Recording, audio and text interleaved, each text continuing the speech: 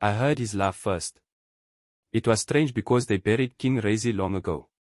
But that laugh, I would never forget it. Sharp, cold, and cruel. The sound echoed through the trees behind our house, just as it had before he was dragged from his throne and punished for his wickedness. When I was a boy, King Razi ruled our village with iron and fire. People feared him more than drought or wild animals. If you owed him, he took your cattle. If you spoke against him, he took your tongue. They say his hands were stained red from all the lives he took without care. The elders tell stories of when he burned the healer's heart because she wouldn't cure his madness. They claimed his soul had already been eaten by something dark. Even after the people rose against him and left his body to rot in the cursed forest, no one believed his evil would truly die. One night, many years after his death, my brother and I walked home from the river. The sun had already sunk, and shadows clung to every path. We knew better than to be out late, but we had taken too long catching fish. It started with the laugh.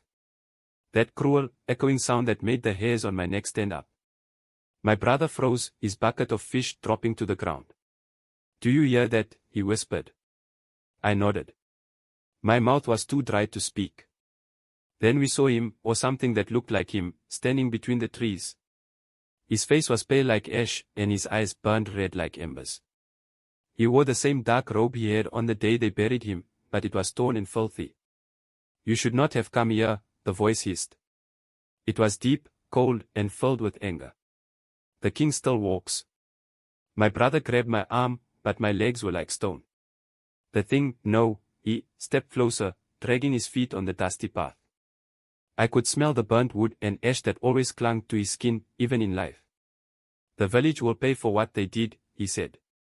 Every night, I returned to collect what is owed.